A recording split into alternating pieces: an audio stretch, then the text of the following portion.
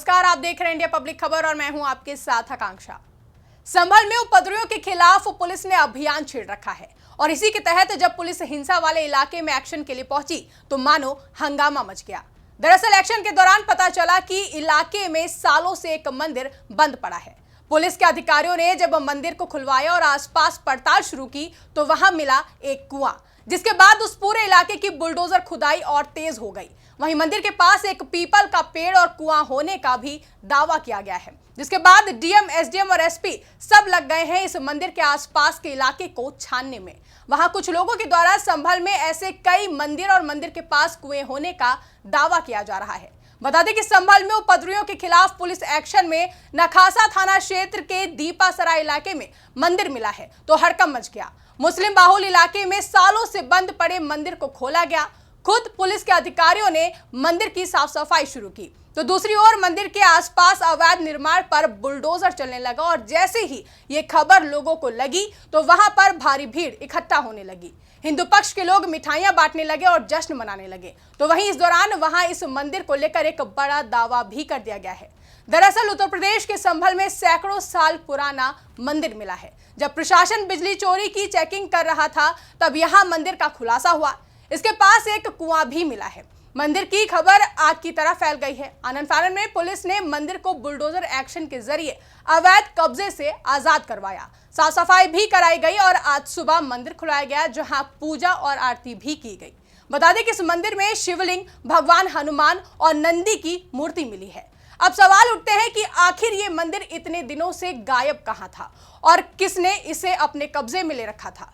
आखिर 46 साल पहले ऐसा क्या हुआ था जिसके बाद ये मंदिर कभी खुला ही नहीं। तो बात आज से 46 साल पहले साल 1978 की है। ये मंदिर 1978 के बाद कभी नहीं खुला था। तमाम मीडिया रिपोर्ट्स के मुताबिक संभल में उस वक्त जो हुआ था उसने हिंदुओं को पलायन पर मजबूर कर दिया। वहीं संभल के डीएम ने एक दिन पहले कहा था कि ये मंदिर 400 साल पुराना बताया जा रहा है। मंदिर पर कब्जा करने की तैयारी थी। अगर यहाँ बिजली चोरी की चेकिंग नहीं होती तो मंदिर भी नहीं मिलता और इसे पूरे तरह से कब्जे में ले लिया जाता। मंदिर पर अतिक्रमण की तैयारी थी। कार्रवाई न होने पर इस मंदिर को अंदर लेने की योजना थी। पुलिस की भारी मौजूदगी में इस मंदिर को खुलवाया गया और अतिक्रमण हटाने के लिए बुलडोजर एक्शन हुआ। अब सवाल ये उठता है कि साल 1978 में ऐसा क्या हुआ था जिसके बाद संभल में भगवान शंकर के मंदिर पर ताला लगा दिया गया। तो चलिए हम आपको बताते हैं इस बारे में। बता दें कि संभल में करीब 77% आबादी मुस्लिम की है। संभल के जिस खग्गू सराय क्षेत्र में भगवान शिव का मंदिर मिला है वहां पहले बड़ी संख्या में हिंदू परिवार की मौजूदगी का दावा किया जाता है। साल 1976 और 1978 में यहां दो बड़े दंगे हुए, जिसके बाद हिंदू समाज ने बड़ी संख्या में पलायन करना शुरू कर दिया। दावा किया जाता है कि संभल में ही भगवान विष्णु के कल्कि अवतार का भी मंदिर था। साल 1978 में भड़की हिंसा बेहद भीषण थी, जिसके बाद संसद ने संभल में एक फैक्ट फाइंडिंग कमेटी भेजने पर भी विचार किया था। वहीं मीडिया रिपोर्ट्स के अनुसार संभल जामा मस्जिद के इमाम मोहम्मद हुसैन की साल 1976 में हत्या कर दी गई थी। द प्रिंट वेबसाइट की रिपोर्ट में 55 वर्षीय हिंदू निवासी सुशील गुप्ता से बातचीत का जिक्र है। वो मस्जिद के सामने वाली गली में ही रहते हैं। उन्होंने दावा किया है कि 1976 में संभल जामा मस्जिद के मौलाना की हत्या कर दी गई थी। संसदीय रिकॉर्ड और एसएलएम प्रेमचंद्र की 1989 की प्रकाशित मॉब वायलेंस इन इंडिया किताबों में कहा गया है कि मौलाना की हत्या एक हिंदू ने की थी। मौलाना का परिवार कुछ ही समय बाद यूपी के आजमगढ़ के अहिरौला में चला गया। इसके बाद यहाँ दंगे भड़क गए थे। बाद में मंदिर को ताला लगा दिया गया था, जबकि संभल में आजादी के बाद एक या दो बार नहीं बल्कि कुल 14 बार दंगे हुए। पहले साल 1956, फिर 1959 और फिर 1966 में यहाँ हिंदू मुस्लिम विवाद देखने को मिला।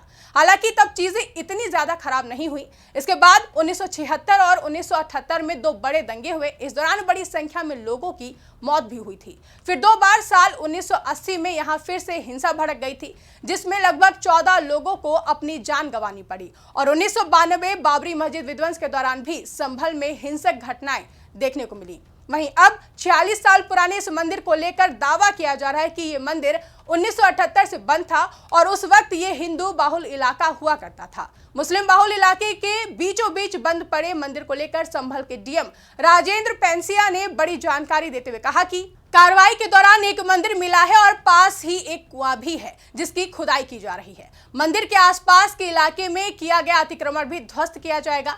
ये मंदिर 500 से 1000 साल तक पुराना हो सकता है। वहीं एक मीडिया इंटरव्यू के दौरान समाजवादी पार्टी के राष्ट्रीय अध्यक्ष अखिलेश यादव ने यूपी में अपनी बढ़त सहित आने वाले चुनावों में अपनी रणनीति और सामाजिक न्याय को लेकर कई सारी बातें कही। साथ ही उन्होंने अपनी पीडीए के फॉर्मूले के जरिए बीजेपी को घेरने की अपनी नीति के बारे में भी बताया।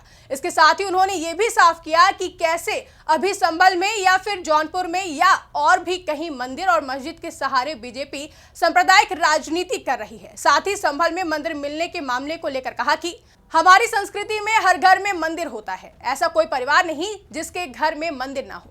कई बार हमने देखा है कि पुराने घरों में मंदिर बनाए गए थे जो बाद में मिले। आगे सपा सुप्रीमो अखिलेश यादव ने कहा कि संभल मामले में हमें ये देखना होगा कि किन परिस्थितियों में वो मंदिर कहां निकल रहा है, वो पहले किसका घर था। इसलिए मैंने कहा है कि हमें खोदना नहीं है, क्योंकि खोदने वाले लोग देश का सौहार्द खोद देंगे। हमें नया भारत बनाना है, इसलिए हमें अभी खुदाई नहीं करनी है। हमें खुदाई नहीं करनी है बल्कि नए रास्ते बनाने होंगे, क्योंकि ये लोग यानी कि बीजेपी पीडीए की ताकत से घबराए हुए हैं। जितना पीडीए एकजुट होगी बीजेपी उतनी अधिक कमजोर होगी और इसके बाद वो बड़े पैमाने पर सांप्रदायिक पॉलिटिक्स करेगी। साथ ही अखिलेश यादव ने संभल में मंदिर मिलने के मामले पर यह स्पष्ट किया कि हमें वहां ये देखना होगा कि वहां पहले कौन रहते थे।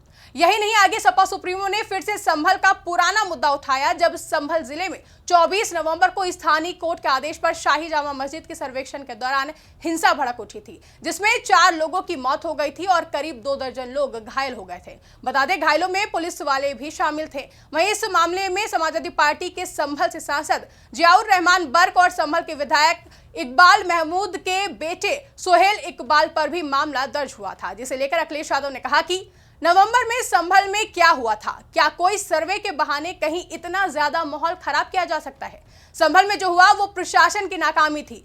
जब कभी भी संभल मामले की जांच होगी तो अधिकारी दोषी पाए जाएंगे। वहां जो जाने गई हैं वो अधिकारियों की वजह से गई हैं, सरकार की वजह से गई हैं। हम लोगों को सरकार ने संभल नहीं जाने दिया। हम लोग वहां जाकर सिर्फ लोगों का दुख दर्द बांटेंगे। वहीं जब सपा सुप्रीमो अखिलेश यादव से पूछा गया कि यूपी में कई ऐसी जगह हैं जहां खुदाई वाला मामला आगे बढ़ सकता है, ऐसे में आने वाले समय में ये मुद्दे अगर तेज रफ्तार पकड़ते हैं तो अखिलेश यादव क्या करेंगे। इस पर अखिलेश यादव ने कहा कि हमारी गाड़ी ऑटोमेटिक गियर पर सामाजिक न्याय के रास्ते पर चल देगी। हमारे समाजवादी लोग और तेजी से एक्सीलरेटर दबाएंगे और ये एक्सीलरेटर होगा पीडीए परिवार। आपको बता दें कि संभल में हिंसा के बाद पुलिस का ताबड़तोड़ एक्शन जारी है। ऐसे में नखासा थाना क्षेत्र के दीपसराय इलाके में एकदम सुबह भारी पुलिस फोर्स के साथ सीओ, एसपी और डीएम बड़े बड़े अधिकारी बिजली चेकिंग के लिए पहुंच गए। दरअसल उपद्रव के खिलाफ जब पुलिस यहां पहुंची थी तो पता चला कि यहां धड़ल्ले से बिजली चोरी भी हो रही है। साथ ही यह भी दावा किया गया कि वहां कई ऐसी मस्जिद हैं जहां चोरी से बिजली जलाई जा रही है। विभाग को कई घरों में भी चोरी से बिजली जलाने की शिकायतें मिली तो इन घरों में तलाशी अभियान शुरू किया गया और प्रशासन का बुलडोजर एक्शन भी शुरू हुआ, जिसमें बजरंगबली की मूर्ति मिली तो शिवलिंग और शिव परिवार भी मिला।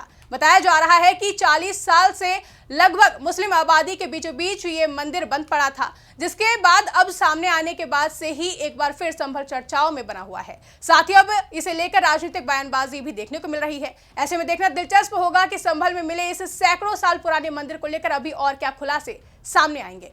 फिलहाल के लिए इस रिपोर्ट में बस इतना ही। इस रिपोर्ट को लेकर आपकी क्या राय है कमेंट करके हमें जरूर बताएं। साथ ही ऐसी ही तमाम बड़ी खबरों के लिए हमारे YouTube चैनल को सब्सक्राइब करना ना भूलें।